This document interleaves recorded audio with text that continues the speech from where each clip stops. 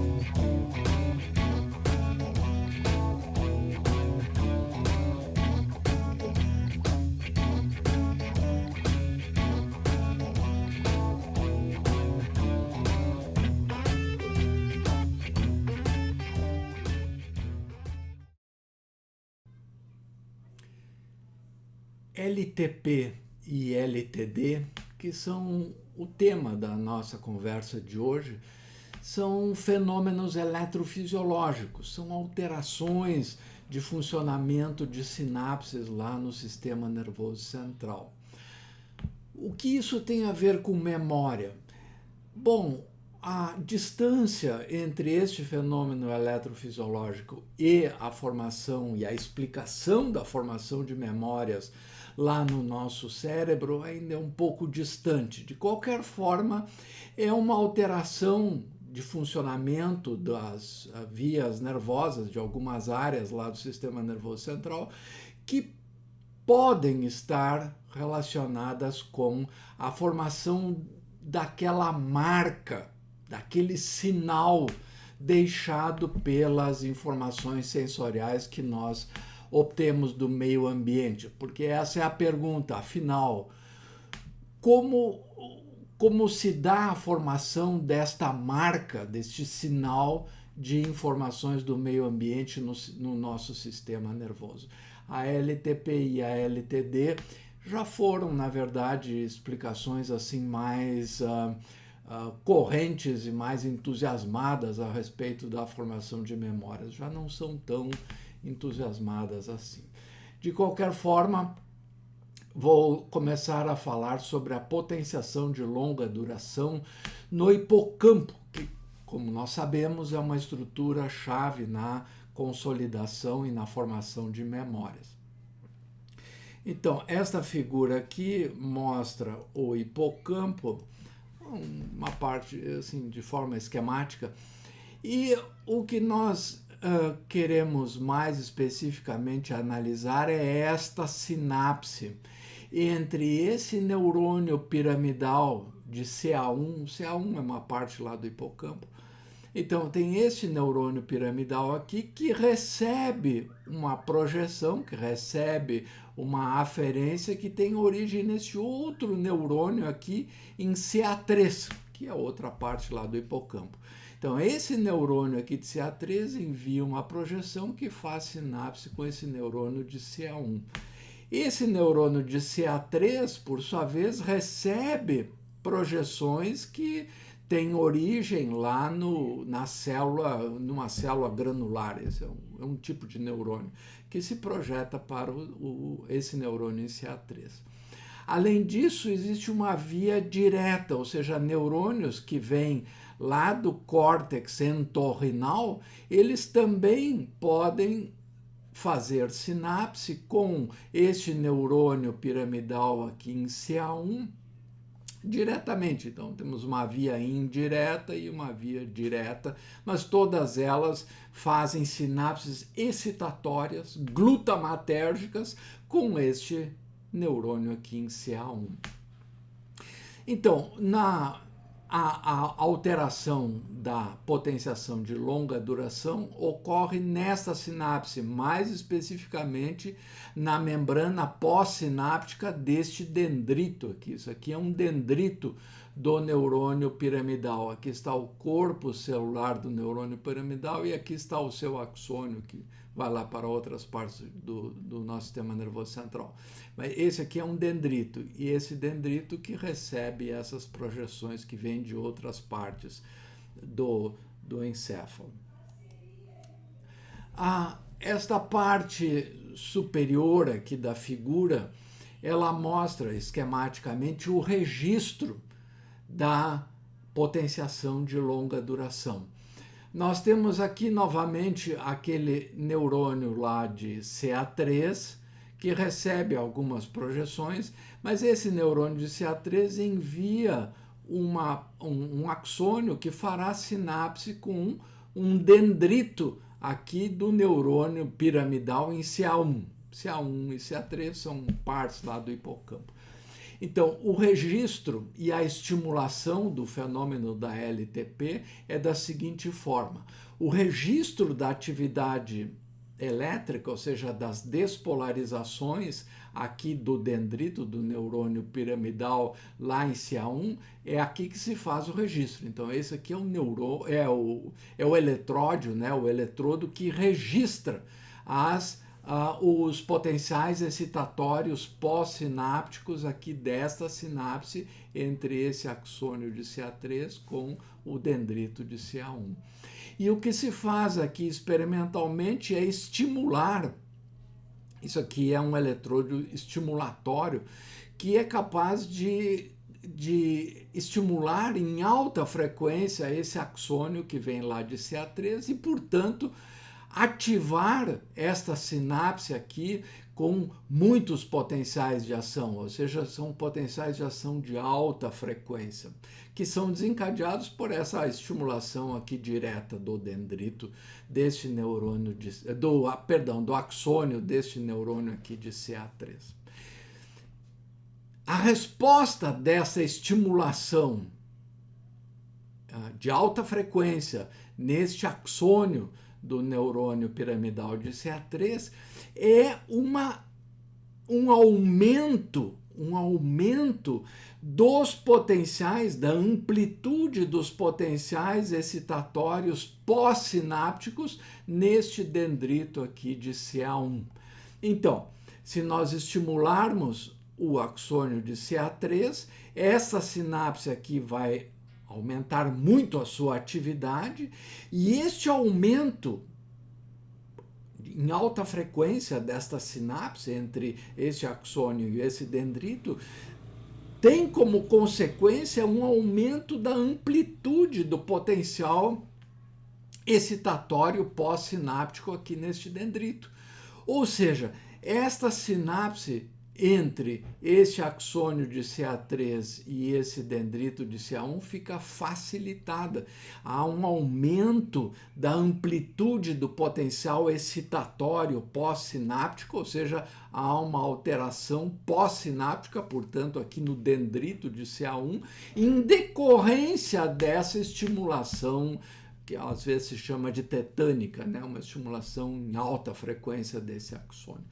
Então, essa sinapse fica facilitada e a LTP é um aumento desta amplitude do potencial excitatório pós-sináptico que perdura por um tempo relativamente longo, essa facilitação, essa potenciação nesta sinapse aqui entre o axônio de CA3 e o dendrito de CA1 tem uma duração relativamente longa. E a essa facilitação aqui, esse aumento do potencial excitatório pós-sináptico aqui no dendrito do neurônio de CA1 é chamado de potenciação de longa duração, um aumento do potencial excitatório pós-sináptico. Então, em essência, a eletrofisiologia, de maneira simplificada, a eletrofisiologia da LTP é esta, é um fenômeno eletrofisiológico.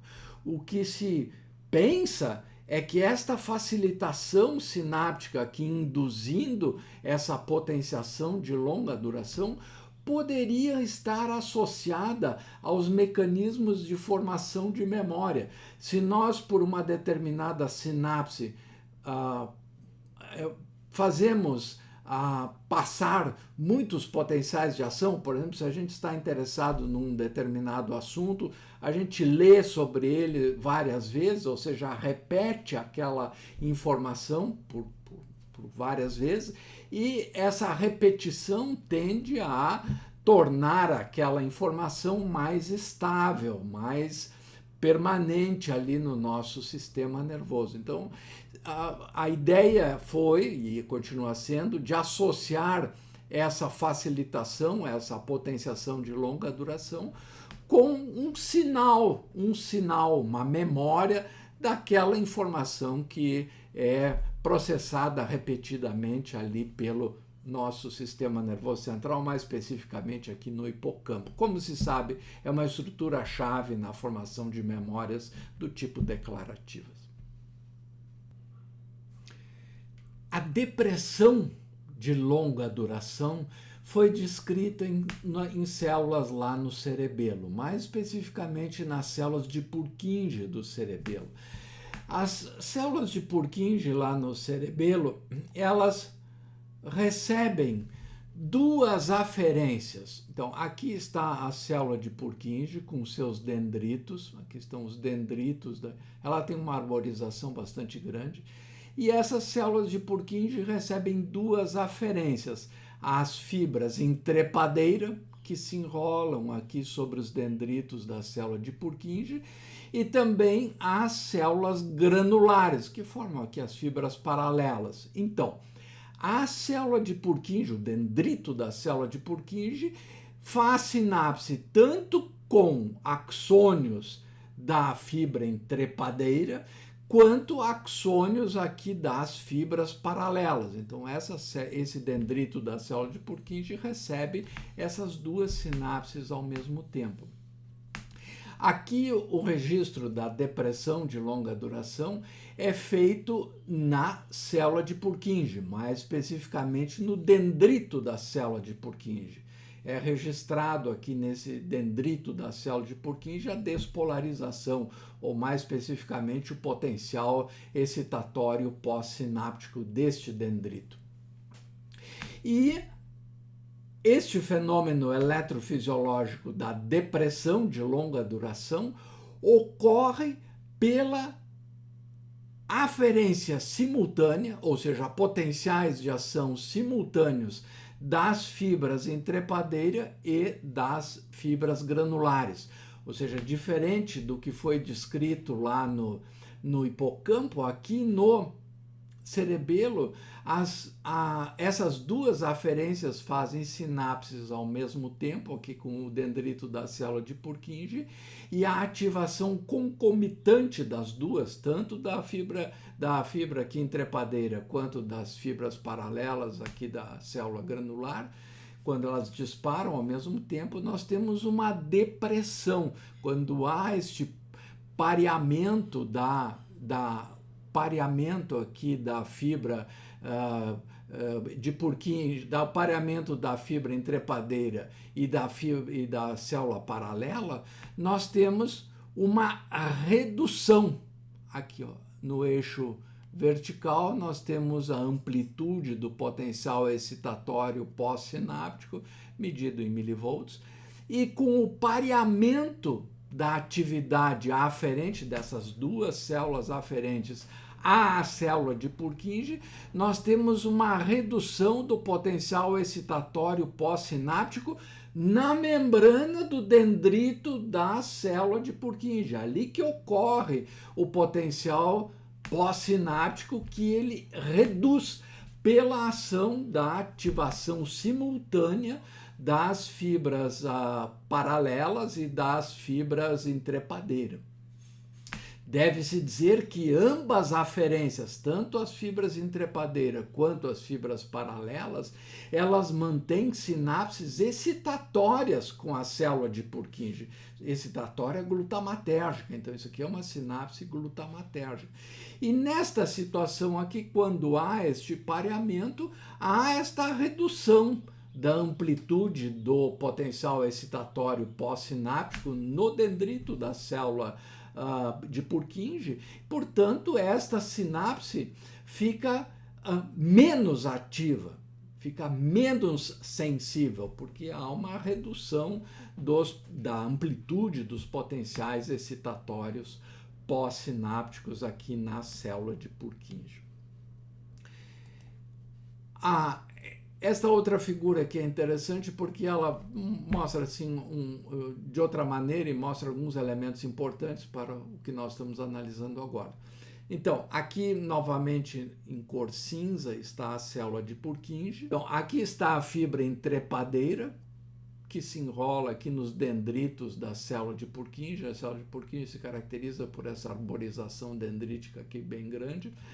E, ao mesmo tempo, esses dendritos da célula de Purkinje recebem fibras paralelas das células granulares. Essas aqui são células granulares, que, por sua vez, fazem sinapse com as fibras musgosas.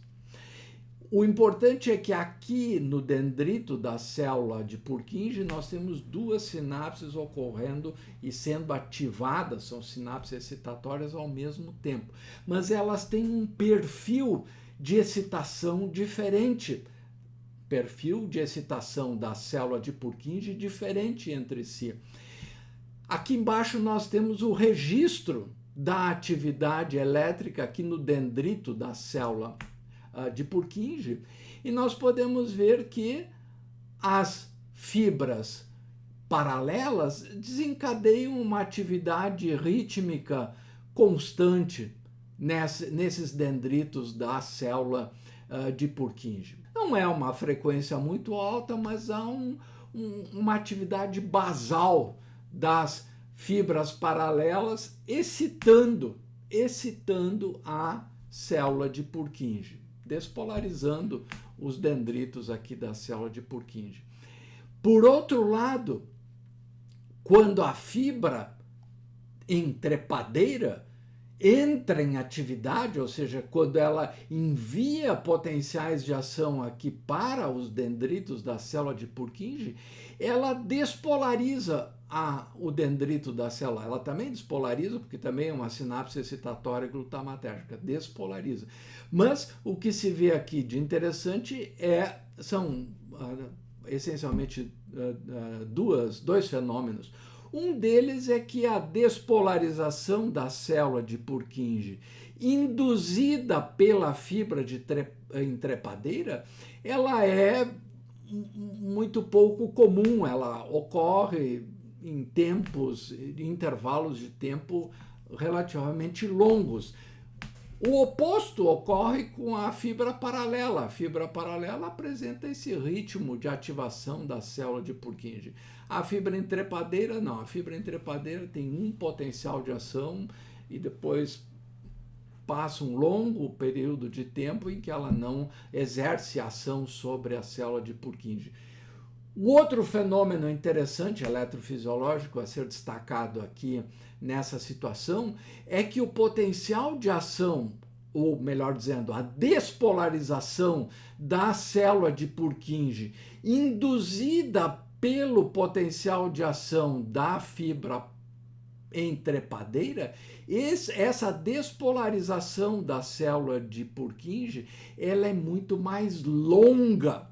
Ela tem uma duração longa e ela é um potencial bastante intenso de duração, muito maior do que essas despolarizações induzidas pelas fibras paralelas.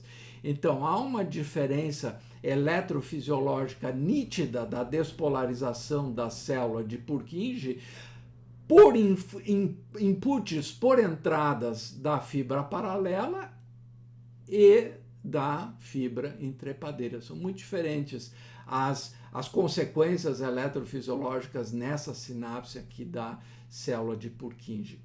E o que ocorre, o que se observa depois dessa ação da fibra entrepadeira? Se observa um silenciamento da despolarização da célula de Purkinje. O que se registra aqui é a atividade elétrica da célula de Purkinje. Então, depois que a fibra entrepadeira desencadeia essa despolarização dos dendritos da célula de Purkinje, a célula de Purkinje silencia, ela passa um longo período de tempo sem apresentar essa descarga rítmica aqui, essas despolarizações rítmicas induzidas pela fibra paralela. E isto ocorre porque depois dessa descarga, depois dessa despolarização induzida pela fibra entrepadeira, a célula de Purkinje se torna menos excitável, ou seja, uma redução do potencial excitatório pós-sináptico desses dendritos aqui da célula de Purkinje, e ela é menos sensível, ela é menos excitável. Por isso nós temos esse silenciamento aqui após a excitação da fibra de Purkinje. Então, em ambos os casos, tanto lá na LTP, que nós analisamos ali no hipocampo, como na LTD, aqui no cerebelo, nós temos alterações sinápticas de funcionamento da sinapse relativamente, essas alterações são relativamente longas. Aqui no caso da LTD, nós temos uma redução da amplitude desses potenciais excitatórios pós-sinápticos por um período relativamente longo. O oposto ocorre lá na potenciação de longa duração, naquelas fibras piramidais, naquelas células piramidais em CA1 lá do hipocampo. Resumo desta aula. A potenciação de longa duração, a LTP, é o aumento de longa duração da amplitude dos potenciais excitatórios, PEPs, dos potenciais excitatórios pós-sinápticos, numa determinada sinapse. Então, há um aumento de longa duração da amplitude desses potenciais. E a LTP aumenta a sensibilidade daquela sinapse. A LTD, que é a depressão de longa duração, ocorre na LTD ocorre redução da amplitude dos potenciais excitatórios pós-sinápticos. Aqui eu enfatizo, tanto na LTP, lá no hipocampo, quanto na LTD, ali no cerebelo, as sinapses são excitatórias glutamatérgicas. Em ambos os casos, nós temos potenciais excitatórios pós-sinápticos. No caso da LTD, ou seja, da depressão de longa duração, nós temos uma redução da amplitude dessa despolarização do dendrito da célula de Purkinje, pela ativação concomitante das duas aferências da célula, das fibras paralelas e da fibra entrepadeira. Então, a LTD reduz a sensibilidade da sinapse, portanto, reduz a sensibilidade aqui no caso da LTD, lá da fibra da célula de Purkinje. Em certas situações, a LTD pode reverter o efeito da LTD, ou seja, esses dois fenômenos eletrofisiológicos podem interagir numa mesma célula, ou seja, num mesmo dendrito. Aqui nós estamos, a LTP e a LTD são fenômenos eletrofisiológicos das sinapses, sinapses glutamatérgicas, sinapses excitatórias. E elas podem interagir entre si.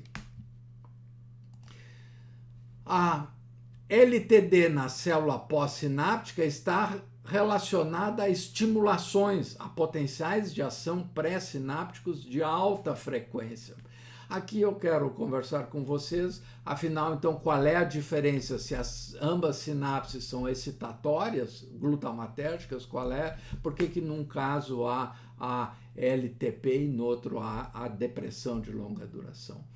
Então, na LTD, a célula pós-sináptica está relacionada a potenciais, a estimulações de baixa frequência, Então, a LTD parece ocorrer na célula pós-sináptica em decorrência de uma atividade de baixa frequência pré-sináptica, ou seja, na aferência, no axônio que chega lá naquele dendrito, a atividade pré-sináptica tem baixa frequência e isso parece induzir a depressão de longa duração, que é o que ocorre ali na interação entre as fibras paralelas e a fibra entrepadeira. A fibra entrepadeira tem uma frequência muito baixa de estimulação.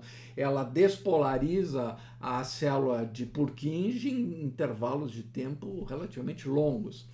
Ao contrário, a LTP, a potenciação de longa duração, envolve a atividade intensa da célula pré-sináptica, ou seja, uma frequência de potenciais de ação pré-sináptico bastante grande.